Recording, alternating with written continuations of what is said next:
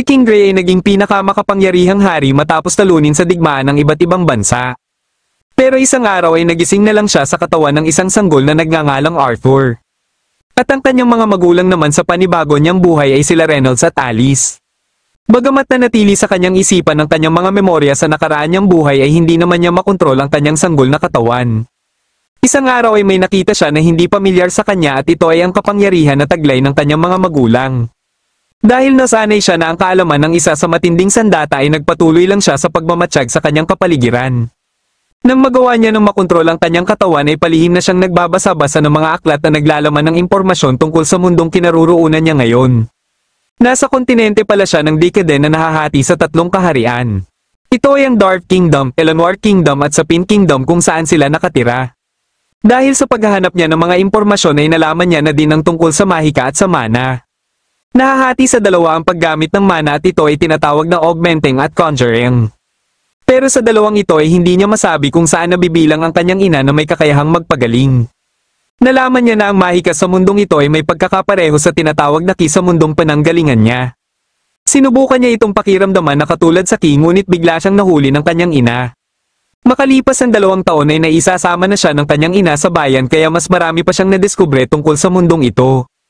Dahil din sa pag-aalaga sa kanya ng kanyang mga magulang ay dito na siya napaisip na ganito pala siguro ang isang pamilya. Naalala niya tuloy ang naging buhay niya nung kabataan niya sa una niyang buhay kung saan nakatira siya sa bahay ampunan. Isang araw ay nagkaroon siya muli ng pagkakataon na pag-aralan ng mahika. Ngunit ilang sandali lang ay bigla na lang sumabog ang kanilang bahay. Kaagad na pumasok ang kanyang mga magulang at nagulat sila nang makita si Arthur na nakalutang. Hindi nila inaasahan ang pagguho ng iilang kahoy pero buti na lang ay mabilis silang nakakilos para iligtas si Arthur. Matapos makita ni Arthur ang reaksyon ng kanyang mga magulang ay hindi na din siya nakapagpigil na mapaluha. Pagsapit niya ng ika-4 na taong gulang ay inumpisahan na siyang turuan ng kanyang ama sa pakikipaglaban. Ngunit dahil sa ipinapakita niyang talento ay napagpasyahan ng kanyang ama na ihanap na lang siya ng mentor.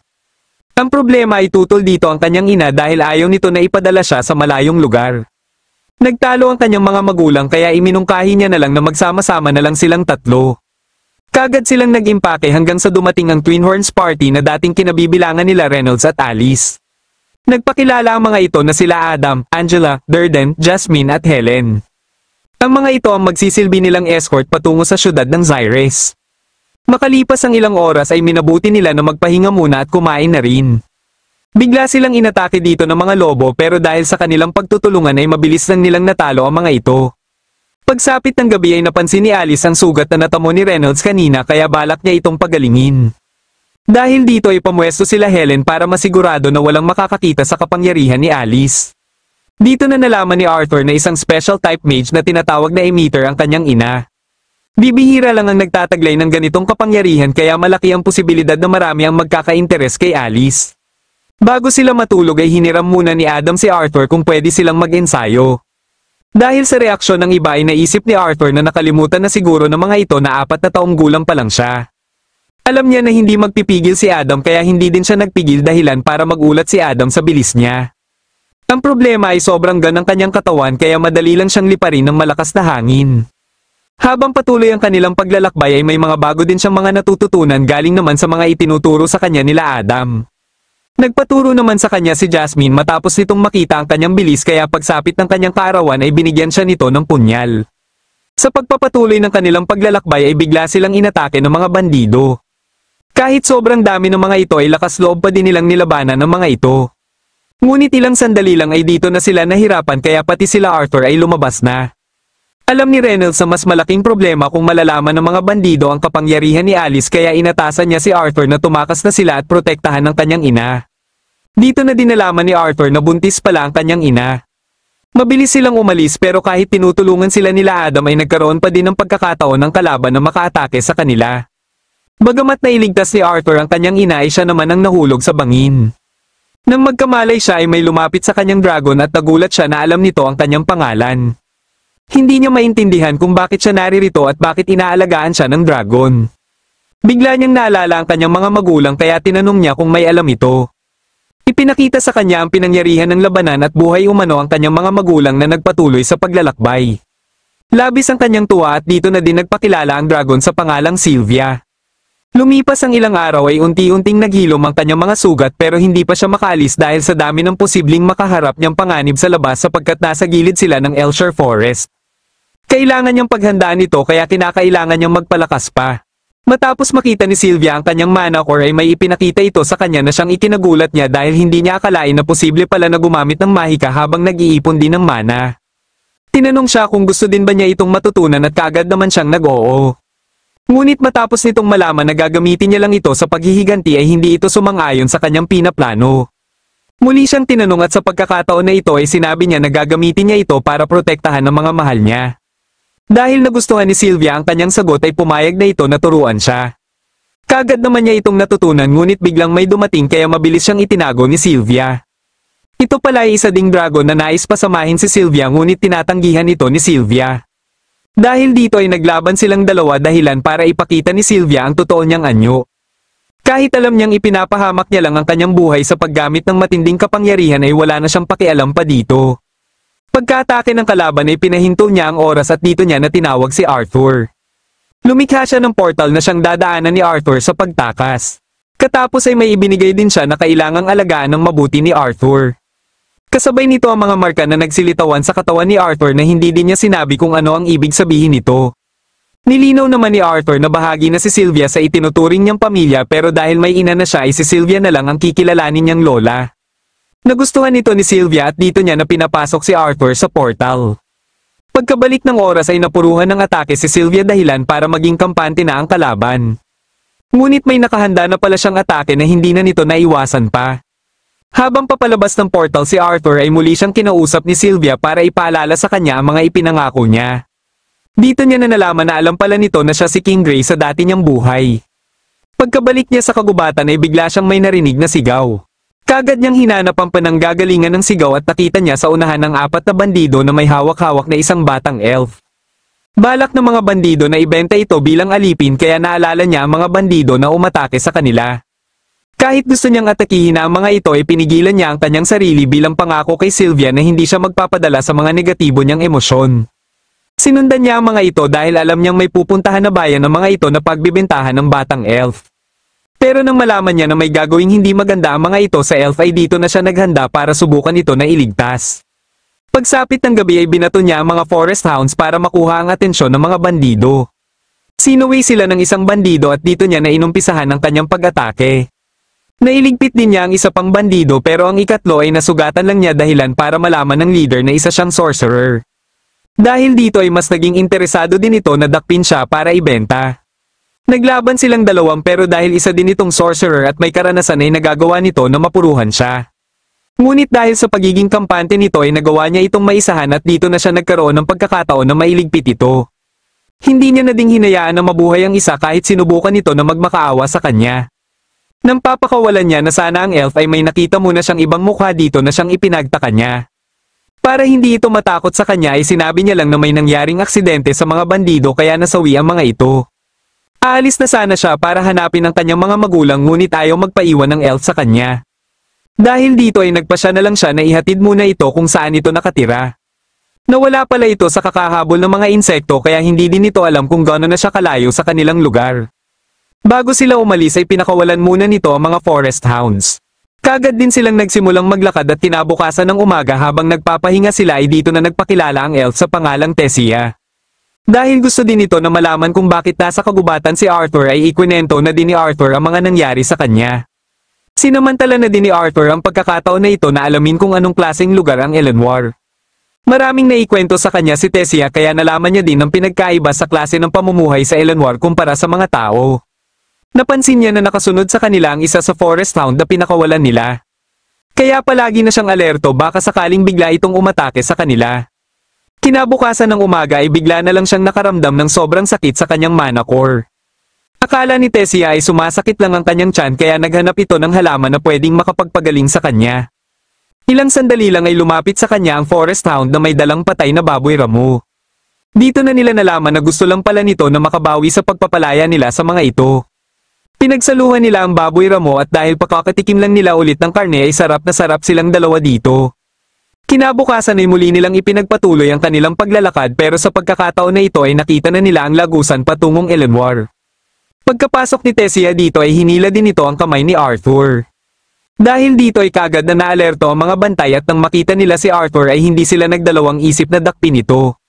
Dahil hindi tinutulungan ni Tessia si Arthur ay inakala ni Arthur na trinidor na siya nito. Pero nang ililigpit na sana siya ng mga bantay ay dito na siya tinulungan ni Tessia. Dumating din dito ang dating hari ng Elenoir at kaagad na ipinag-utos sa pakawalan si Arthur. Lolo pala ito ni Tessia na nagpakilala sa pangalang Virian kaya dito niya na nalaman na isang prinsesa ng Elenoir Kingdom si Tessia. Dumating din dito ang hari at reyna na labis ang pag-aalala kay Tessia. Nang mapansin ng hari si Arthur ay kaagad niyang ipinag-utos ang pagdakip dito kaya sinabi ni Virian na si Arthur ang nagligtas kay Tessia. Tumulong na din sa pagpapaliwanag si Tessia kaya wala nang nagawa pa ang hari. Gusto ni Tessia na dalhin si Arthur sa kastilyo at hindi na din nakatanggi pa dito ang hari. Habang patungo sila sa kastilyo ay hindi maiwasan ni Arthur na mamangha sa kanyang mga nakikita ngunit pansin niya din kaagad ang mga titig sa kanya ng mga elves na nadadaanan nila. Ibang-iba sa kanila si Tessia pero hindi pa din mawala sa kanyang isipan kung bakit ibang ekspresyon ang ipinakita kanina ni Tessia. Pagkadating nila ng kastilyo ay ipinakilala ni Tessia sa kanilang mga katulong si Arthur at inatasan ng mga ito na pakitunguhan ng maayos si Arthur. Dito na sinamantala ni Arthur ang pagkakataon na maipaliwanag muna sa hari at reyna kung paano sila nagkasama ni Tessia. Nagtipon-tipon sila sa mesa kasama si Virian at dito na din nagpakilala ang hari sa pangalang Alduin habang ang reyna naman ay nagngangalang Miriel. Matapos magpakilala ni Arthur ay ipinaliwanag niya na ang lahat mula nung mahiwalay siya sa kanyang mga magulang. Pero hindi niya sinabi ang tungkol sa pagsasama nila ni Sylvia. Ang problema ay hindi kaagad naniwala ang mga ito na nilabanan niya ang mga bandido kahit pa sinabi niyang isa siyang sorcerer. Buti na lang ay hindi siya pinagdududahan ni Virian at sinusuportahan din ni Tessia ang kanyang mga sinasabi. Nakiusap siya kung pwede ay maibalik siya kagad sa Sapin Kingdom para makasama niya muli ang kanyang mga magulang. Kahit pumayag si Alduin sa kanyang pakiusap ay maghihintay pa sila ng 5 taon bago muli mabuksan ang portal na konektado sa Sapin Kingdom. Gayunpaman ay hindi din umano nila pwede hayaan na manatili siya sa Elenoir ng ganon katagal kaya maghahanda sila ng mga kawal na gagabay sa kanya pauwi. Bigla na namang sumakit ang kanyang dibdib at napansin na ito ni Virian. Katapos niyang maligo ay nakita niya si Tessia kasama ang mga magulang nito. Pansin niya ang tuwa sa hari at reyna kaya napaisip siya kung ganito din ba ang magiging reaksyon ng kanyang mga magulang sakaling makapiling niya muli ang mga ito. Ilang sandali lang ay napansin siya ni Tessia kaya nang pabalik na sana siya ay sinalubong siya nito. Humingi ito ng paumanhin sa kanya dahil sa inasal ng hari at ng mga kawal kanina sa kanya. Naintindihan naman niya ito dahil alam niyang nag-aalala lang ang mga ito para kay Tessia. Dito niya na din nabanggit ang kanina pa niya tinatanong sa kanyang sarili kung magiging masaya kaya ang kanyang mga magulang kung magkita-kita sila muli. Dahil sa kanyang mga nasabi ay nilinaw sa kanya ni Tessia na siguradong nag-aalala na din ang kanyang mga magulang na hindi siya kapiling ng mga ito. Biglang nagsilabasan ng mga alitap-tap at habang pinagmamasdan si Tessia na pinaglalaroan ng mga ito ay marami din ang pumapasok na katanungan sa isipan ni Arthur. Biglang may umatake kay Tessia kaya kaagad siya kumilos ngunit si Virian lang pala ito. Dahil sa kanyang mga galaw ay kumbinsido na si Virian na nilabanan nga niya ang mga bandido na dumukot kay Tessia. Nais lang pala nito na subukan siya at interesado umano ito sa kanya kaya gusto nito na magduelo sila. Hindi niya naman ito inatrasan at kaagad nilang sinimulan ng kanilang duelo. Ramdam niya kagad kung gaano kalakas si Virian dahil kahit anong bilis niya ay hindi niya ito magawang matamaan. Kahit gumagamit na siya ng mahika ay hindi pa din ito umubra hanggang sa magawa niya ng makatama. Hindi pa pala ito nagseseryoso at nang magsisimula na sila sa pangalawang round ay nakialam na si Tessia sa kanila. Inalok na lang ni Virian si Arthur na maging apprentice niya dahil alam niyang may kailangan itong matutunan sa kanya. Alam niya na pala na may namana si Arthur mula sa makapangyarihang nilalang at kung hindi niya ito matutulungan ay ikakamatay ito ni Arthur. Hindi muna nag-oo si Arthur hanggat hindi niya pa nakakausap ang kanyang mga magulang para ipaalam sa mga ito na buhay pa siya. Dahil dito ay nagpa siya si Virian na dalhin siya sa kakilala nito na may kakayahan para makausap niya ang kanyang mga magulang. Sumama sa kanila si Tessia at pagkadating nila dito ay nakilala niya ang sinasabi ni Virian na nagpakilala sa pangalang Rina. Isa din itong sorcerer na may kakaibang skills kaya naisip ni Arthur na kapareho din siguro ito sa kanyang ina. Hindi na sila nag-aksaya pa ng oras at kaagad silang nag-umpisa. Pinaharap ni Rina si Arthur sa batya na may tubig habang iniisip ang mga mukha ng kanyang mga magulang. Ilang sandali lang ay nakita na ni Arthur ang mga ito kaya kaagad niyang kinausap ang mga ito. Tuwang-tuwa ang mga ito na nalaman nila na buhay pa si Arthur. Ipinaalam ni Arthur na nasa Elenoir siya at hindi muna siya makakauwi dahil may karamdaman siya na kailangan pa niyang malunasan muna. Para hindi mag-alala ang mga ito ay sinigurado niya na maayos lang ang kanyang kalagayan at alagaan na lang ng mabuti ng kanyang mga magulang ang kanilang sarili. Matapos niyang makausap ang kanyang mga magulang ay tinanggap niya na ang alok sa kanya ni Virian na maging apprentice nito. Ipinalam ito ni Virian kina Alduin na tutol sana sa kanyang pinaplano. Pero dahil sa pagpupumilit din ni Tessia ay wala na itong nagawa kundi pumayag na lang. Sa pagkakataon na ito ay formal na nilang tinanggap si Arthur sa kanilang kaharian. Kagad namang niyaya ni Tessia si Arthur na mamasyal sa iba't ibang bahagi ng kaharian. Ilang sandali lang ay binangga si Arthur ng batang elf na nandidiri din sa tao na katulad kay Arthur. Pero may naiisip na pala si Arthur kung paano din ito aasarin. Matapos niyang malaman ang pangalan nito ay iniba niya ang pagkakabigkas nito at nainis ito kagad. Dahil dito ay naghamon nito na magduelo umano silang dalawa. Nagbanta pa ito na madudungisan ng pangalan ni Virian kung aatras siya bilang opisyal ng apprentice si Virian. Napansin niya na malaking bagay sa mga taga rito ang duelo kaya tinanggap niya na lang ang duelo. Pagkasimula nila ay kaagad na sumugod si Fairith ngunit isang suntok niya lang pala ito. Dahil hindi na ito nakabangon ay umalis din sila kaagad dito. Ipinatikim sa kanya ni Tessia ang mga paboritong pagkain nito habang siya naman ay mas naaliw sa mga bilihan ng mga sandata. Hindi na din sila nag-aksaya pa ng oras ni Virian at inumpisahan na din nila ang kanyang pagsasanay. Makalipas ang 3 taon ng pisikal na pagsasanay ay inumpisahan na din na ituro ni Virian kay Arthur ang iba pang kayang gawin ng mana. Sakaling mas mapatatag pa niya ito ay magagawa niya ng mamaster ang isa sa 4 na elemento o ang apoy, tubig, hangin at lupa. Dalubhasa sa hangin, tubig at lupa ang mga elves habang ang mga dwarfs ay dalubhasa sa lupa at apoy. Pero ang mga tao ay kayang maging dalubhasa sa alinman sa 4 na elemento. Ngunit karamihan sa tao ay isang elemento lang ang kayang mamaster. Ang rason bakit mas pinagtuunan muna nila ang pisikal na training ay para ihanda ang katawan ni Arthur dahil sa makapangyarihang nilalang na natutulog sa loob ng kanyang mana core at ito ang rason bakit siya nakakaramdam ng matinding sakit minsan. Napagpasyahan ni Virian na gisingin na nila ang nilalang na natutulog sa kanyang katawan at kung gumana ito ay magiging isa na siyang ganap na beast tamer. Nang ginawa na ito ni Virian ay nakaramdam ng sobrang sakit si Arthur at dahil sa sobrang lakas ng nilalang na nasa loob ng kanyang katawan ay tumilapon sila Virian at Tessia. Nang huminahon na ito ay kaagad namang nawala ng malay si Arthur. Nang magkamalay siya ay tinanong din siya kaagad ni Virian kung saan niya nakuha ang nilalang na nasa loob ng kanyang katawan. Dahil dito ay sinabi niya na di na posibleng isa itong dragon at ang tanging nasa isip lang niya ay si Sylvia. Hindi makapaniwala dito si Virian at pinayuhan siya na huwag itong ipapaalam sa iba.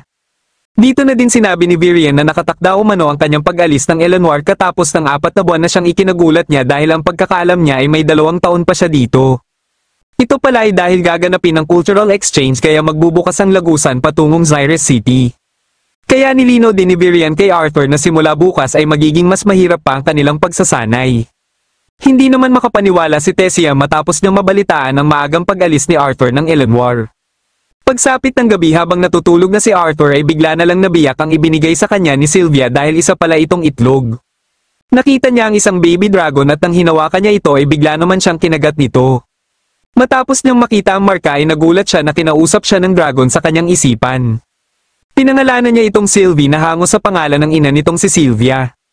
Kinabukasan ng umaga ay ginising siya ni Tessia kaya nagsisigaw ito matapos makita si Sylvie. Nagustuhan nito kagad si Sylvie na halos ayaw niya na itong pakawalan pa. Hindi din makapaniwala si Virian na may alaga ng dragon si Arthur. Para hindi matakot ang mga makakakita kay Sylvie ay pinayuhan na lang nito si Arthur na palabasing isa lang rare mana beast si Sylvie. Dahil isa ng ganap na beast tamer si Arthur ay kailangan niya ng pagtuunan ng mabuti ang kanyang beast core at mana core ng magkasabay. Ang mas epektibong paraan para dito ay gawin niya ito habang nakikipaglaban. Dito na inilabas si Virian ang nakakatakot niyang kapangyarihan. Sa sobrang bilis niya na ay hindi na siya masundan ni Arthur dahilan para sumuko na lang din kaagad si Arthur. Isa palang advanced sorcery ang ginamit ni Virian kaya hindi niya ito halos maramdaman. Simula ng araw na ito ay sinanay na ni Virian si Arthur sa mas matititinding labanan hanggang sa tuluyan ng mawala ang sakit na nararamdaman niya sa kanyang dibdib. Pero sa mga libreng oras naman niya ay umaasta din siya na parang isa lang din normal na bata. Isang araw ay muli silang nagkita ni Fairith kaya hinamon siya ulit nito sa duelo. Ngunit katulad ng dati ay mabilis lang din niya itong tinalo ulit. Gayunpaman ay hindi na masama ang tingin nito sa kanya at alam ng mga kaibigan nito na gusto lang nito na makipagkaibigan sa kanya. Nalaman niya na hindi pala pwedeng sumama si Tessia sa cultural exchange dahil baka mawala na naman ito katulad dati. Ito ang labis na ikinakalungkot ni Tessia na hindi man lang niya makikita si Arthur sa pag-alis nito. Pagsapit ng cultural exchange ay binigyan ni Virian si Arthur ng compass para masigurado na hindi ito mawawala. Dahil may selyo ito ng Eralith family ay magagamit niya din umano ito sakaling bumalik siya ng Eleanor. Napansin niya na wala dito si Tessia na hindi din alam ng Hari at Reyna kung bakit. Pagkabukas ng lagusan ay biglang dumating si Tessia para magpaalam sa kanya. Kahit sobrang nalulungkot ito sa kanyang pag-alis ay naintindihan pa din ito na kailangan niyang bumalik sa kanyang mga magulang. Ibinaba siya sa Flying City ng Xyres kung saan dito na din nakatira ang kanyang mga magulang. Pagkakatok niya ay pinagbuksan siya ng isang batang babae at sumunod din dito ang kanyang mga magulang. Kagad siyang niyakap ng kanyang mga magulang at katapos ay ipinakilala ng mga ito sa kanya ang batang babae na si Eleanor na siya umanong nakababata niyang kapatid. Pagkapasok nila ay naikwento niya sa mga ito ang mga pinagdaanan niya matapos siyang mahiwalay sa mga ito. Pero kahit pinagkakatiwalaan niya ang mga ito ay hindi niya muna sinabi ang tungkol kay Sylvia. Dahil dito ay nagsinungaling na lang din siya kung saan niya nakuha ang karamdaman na sinabi niya dati na ipapagamot niya muna. Tungkol naman kay Sylvie ay sinabi niya na lang na nakita niya ito habang naglalakbay siya. Bigla naman siyang tinanong ng kanyang ama kung anong stage na ang kanyang mana core. Bago niya ito sinagot ay tinanong niya muna ito kung ano na ang pinagkakaabalahan nito. Isa na pala itong instructor ng security team ng Hellsea Auction House. Sa ngayon ay nasa deep orange na ang mana core nito na siyang nasa gitna sa kulay ng mga mana. Kaya sinagot niya na din ang tanong nito at sinabi niya na nasa light red na siya. Gusto nito na makita kung gaano na siya kagaling kaya niyaya siya nito na makipag-sparring. Biglang dumating dito ang amo ng kanyang ama na si Vincent kasama ang asawa nito na si Tabitha at anak na si Lilia. Habang nagpapakilala si Arthur sa mga ito ay kaagad na napansin ni Lilia si Sylvie. Ipinaalam ni Reynolds ang tungkol sa sparring nila ni Arthur kaya nanood muna sila Vincent. Akala ni Vincent ay nagbibiro lang si Arthur na nasa light red na ang mana core niya. Dahil ang mga nasa 11 at 12 taong gulang na mga prodigy sa Xyres Academy ay hirap na marating ang deep red pa lang. Pagkasimula nila Arthur ay kaagad niyang ipinakita ang bunga ng kanyang pagsasanay ng 3 taon sa Eleanor. Dahil dito ay mas nagseryoso na ang kanyang ama at walang tigil itong umatake sa kanya. Kaya ilang sandali lang ay nagseryoso na din siya at gumamit na din siya ng mahika. Nagpalitan sila ng atake ngunit nangingibabaw pa din ang lakas ng kanyang ama. Kaya nagpasya na siya na gamitin na ang advanced fire magic na siyang ikinagulat ng kanyang ama. Hindi lang ito ang ginawa niya dahil gumamit na din siya ng water elemental magic para atakihin ang kanyang ama. Natulala saglit ang kanyang ama pero labis ang tuwa nito na gano'n na pala siya kalakas. Kahit si Lilia ay hindi din makapaniwala sa mga ipinamalas niya. Pagkapasok nila ay dito na dinalaman nila Vincent na 3 taong gulang pa lang si Arthur nung ma-awaken niya ang kanyang mana core. Dahil dito ay iminungkahi na ni Vincent na ipa-enroll na si Arthur sa Xyres Academy. Bagamat isang magandang oportunidad ito para kay Arthur ay hindi muna ito tinanggap ni Arthur dahil mas gusto niya muna ngayon ay makapiling ang kanyang pamilya. Balak niya sana na magpahinga muna ngunit sinundan pala siya ni Lilia dahil gusto siyang isama nito sa kusina. Matapos siyang ipakilala sa mga katulong ay nagsimula na itong kumain. Dito pala ang tambayan nito tuwing na nakakaramdam ito ng stress. Nalaman ni Arthur na pangarap pala ng mga magulang ni Lilia na ma-awaken din si Lilia kahit wala namang sorcerer sa kanilang pamilya. Bagamat gusto din ito ni Lilia ay siguradong nakakaramdam din siya ng matinding pressure. Kinabukasan ng umaga ay bumisita naman kaagad ang buong Twin Horns Party matapos nilang malaman na nakauwi na si Arthur. Hindi napigilan ng iba ng maging emosyonal matapos nilang masilayan muli si Arthur. Isang araw ay napagpasyahan nila Alice na dalhin na si Arthur sa pagupitan ng buhok dahil sobrang haba na ng kanyang buhok. Sumama din sa kanila sila Tabitha at Lilia para maipasyal sila sa syudad ng Xyres. Habang naglalakad-lakad sila ay biglang may naramdaman si Arthur. Ito pala yung mga beast cores na nakadisplay sa isang shop. Dito lang nalaman ni Arthur na naibebenta pala ang mga ito. Sobrang mahal din umano ng mga ito na aabot pa minsan ng daang gold coins ang bawat isa. Sinamantala ni Lilia ang pagkakataon na ito na makiusap muli sa kanyang ina kung pwede na siyang bumili ng beast core ngunit hindi pa din ito pumayag. Ito pala ang naiisip na paraan ni Lilia na tutulong sa kanya na ma-awaken. Napansin ni Arthur na boses sa pag-uusap nila Lilia at ng kanyang ina ay masasabi niya na hindi naman pinipressure si Lilia ng kanyang ina. Ilang sandali lang ay bigla na lang nawala si Lilia at ito pala ay nagtungo sa weapon shop kung saan may ibinebenta din ditong mga beast core sa mas murang halaga. Katulad sa kanyang ina ay sinabihan din siya ni Arthur na hindi pa din sigurado na ma-awaken siya kahit pa gumamit siya ng beast core. Nagkaroon sila ng pagtatalo hanggang sa hindi niya sinasadya na mabangga ang isang estudyante ng Xyres Academy. Nagalit ang mga ito at kahit ang may-ari ng shop ay hindi nakialam matapos makita ang kanilang uniforme. Papatulan na sana ni Arthur ang mga ito nang biglang dumating dito sila Alice. Matapos malaman ng mga estudyante na isang health tea si Lilia ay nabahala na ang mga ito. Isa sa big donor ng Zyrus Academy ang pamilya nila Lilia kaya umalis na lang ang mga estudyante dahil siguradong may kalalagyan sila kung malaman ito ng direktor ng eskwelahan. Pagka-uwi nila ay kaagad namang nalaman ni Vincent ang mga nangyari kanina. Hindi naman siya nababahala dito dahil sa laki ng kanilang donasyon sa eskwelahan ay siguradong hindi ito makakaapekto sa spot ni Arthur sa eskwelahan. Dahil dito ay iniisip tuloy ni Lilia na si Arthur na lang ang ipapalit ng kanyang ama sa spot na para sana sa kanya. Kahit nilinaw sa kanya na hindi ito totoo ay hindi pa din siya naniwala. Nagtungo siya sa kusina at dito na siya kinausap ni Arthur. Humingi siya ng tawad kay Arthur dahil alam niyang nagseselos lang siya na napunta na kay Arthur ang atensyon ng kanyang ama. Para hindi mag-isip pa ng kung ano-ano si Lilia ay gumawa si Arthur ng paraan. Naging matagumpay naman ang mga ginawa niya kaya gumana ang pakiramdam ni Lilia. Katapos ay dito na niya sinabi ang naiisip niyang paraan para mapaniwala si Lilia na mali ang iniisip nito sa kanyang mga magulang. Sinabi ni Arthur sa mga magulang ni Lilia na ipinadala niya si Lilia sa lugar na pananggalingan niya para dito magsanay. Dahil dito ay nalaman ng kanyang mga magulang ang mga nararamdaman ni Lilia tungkol sa awakening na hindi nito nagagawa.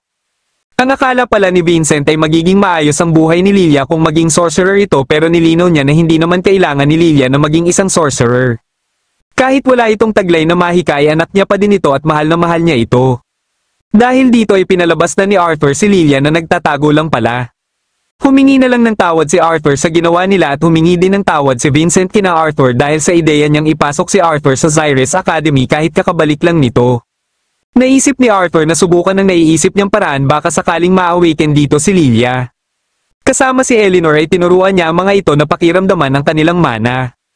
Pinapikit niya ang mga ito at pinahinga ng malalim hanggang sa may makita silang liwanag. Ilang sandali lang ay unti-unti na itong nakita ni Lilia senyales sa posibilidad ng kanyang awakening. Dahil dito ay ipinagdiwang nila ito sa kanilang kusina kung saan tuwang-tuwa din ang mga katulong nila.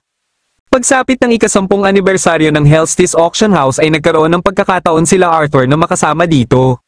Si Reynolds ang namuno sa security team at andito din ang mga miyembro ng Twin Horns Party para magbantay. Pagkasimula ng auction ay unang ipinakilala ni Vincent ang kanilang panauhing pandangal at ito ay ang hari ng Sapin Kingdom na si King Blaine kasama ang buong royal family. Makalipas ang ilang minuto ay napansin ni Arthur na hindi na pala nila kasama si Sylvie. Minabuti niya na hanapin muna ito at baka naligaw lang ito sa labas. Nang ilabas ang World Lion ay nagustuhan ito ni Prince Curtis kaya binili ito ng hari sa halagang 1,000 gold coins. Nakita naman ni Arthur si Sylvie kaharap ang conjurer na nagsisilbi sa hari. Ang problema ay nagustuhan nito si Sylvie at nais nito na hingin ito kay Arthur. Nagbanta pa ito kay Arthur na ang buo niya umanong pamilya ang magiging responsable sakaling suwayin niya ito. Dito na siya nagalit dahilan para maipalabas niya ang nakakatakot niyang aura. Buti na lang ay huminahon din siya kagad bago pa malagay sa alanganin ng buhay nila Vincent. Ngunit dahil naman walang may nadakip sila Reynolds ay kinausap siya ng hari. Bilang kabiguan sa kanya umanong tungkulin ay kailangan may managot dito. Dahil dito ay sinamantala ng conjurer ang pagkakataon na ito na hingin sa hari si Sylvie.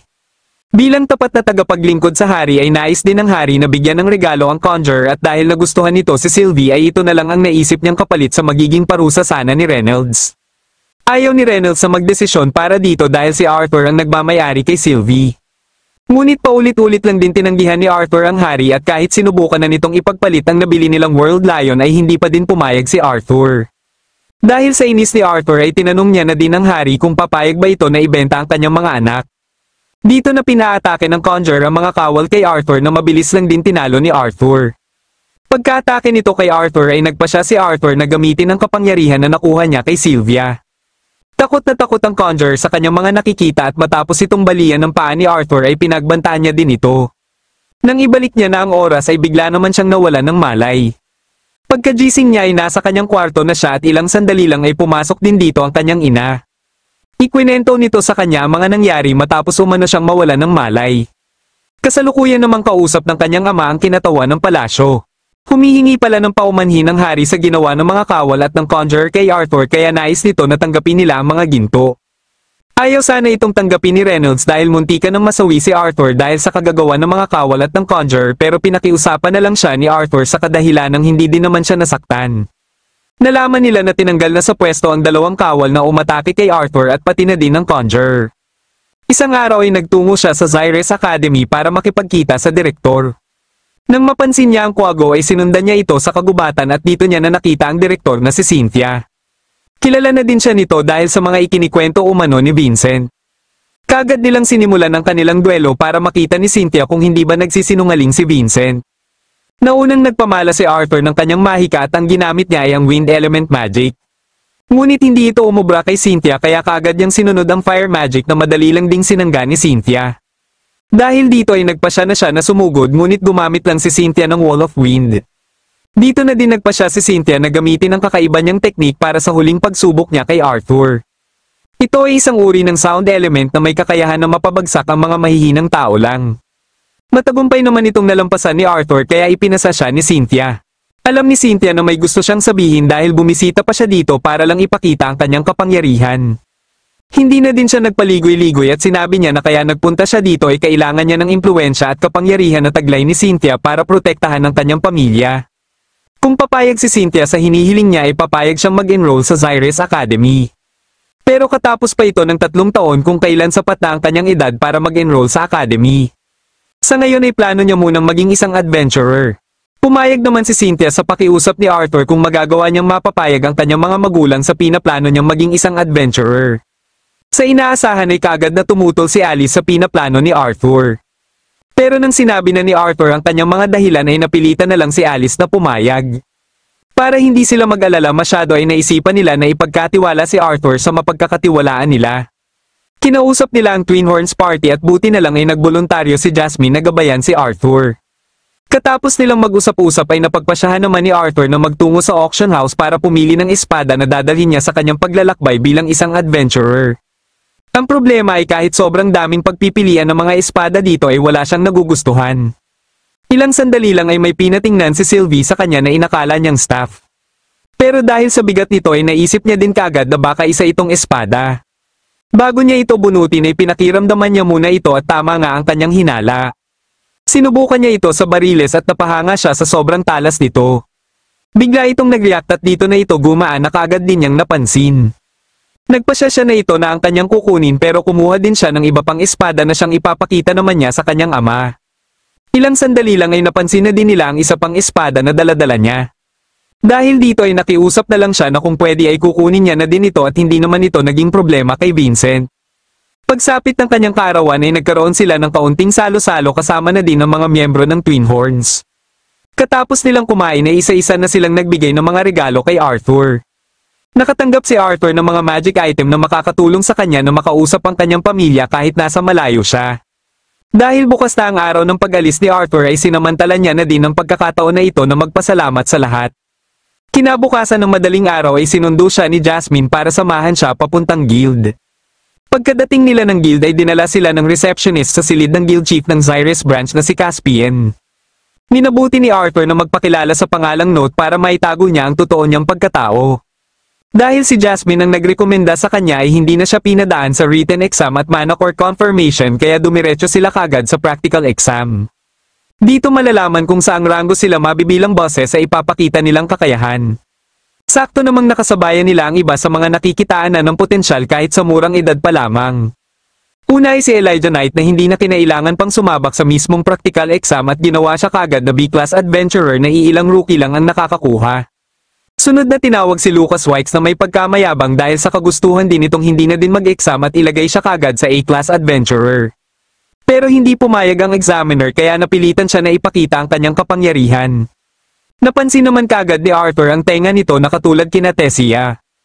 Pagkasimula nila ay nagpamalas kagad ito ng mga matititinding atake ngunit hindi rin basta-basta nagpapadaig ang examiner.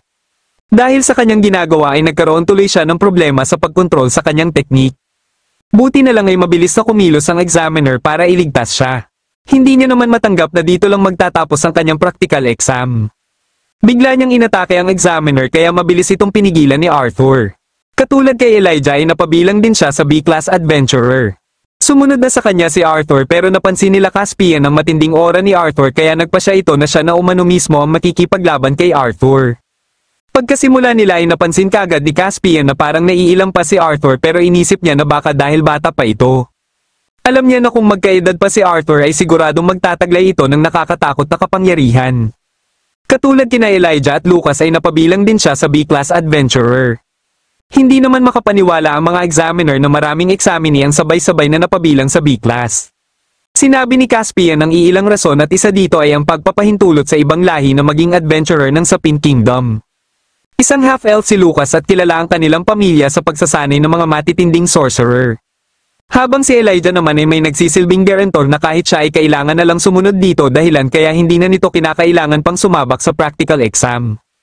Isa pa ay posibleng pinalaki si Elijah ng mga dwarves dahil siya ang kauna-unahang representative na ipinadala ng Dwarf Kingdom. Para naman kay Arthur ay wala silang masyadong impormasyon sa pananggalingan nito. Pero maliban sa inirekomenda ito ni Jasmine ay masasabi niya din na nagtataglay ito ng matinding kapangyarihan base na din sa ipinakita nito kanina. Nagpasya si Jasmine na dalhin si Arthur sa Beast Pasture at may pupuntahan sila dito. Pagkapasok nila dito ay kaagad silang umalis dahil isang araw pa bago sila makarating sa kanilang destinasyon. Ilang sandali lang ay bigla na lang may sumabog sa di kalayuan nila. Ito pala ay dahil sa atake ng isang halimaw kaya dali-dali silang kumilos patungo sa kinaroroonan nito. Nang makita sila nito ay kaagad itong umatake sa kanila. Sinubukan itong labanan ni Jasmine ngunit hindi man lang nito iniinda ang kanyang mga atake. Buti na lang ay mabilis ding nakakilo si Arthur para iligtas siya. Balak sana nito na atakihin ng mga sugatang mga adventurer kaya kaagad na kumilos si Jasmine. Pagkasugod nito ay dito na ginamit ni Arthur ang kanyang espada para tuluyan na itong iligpit.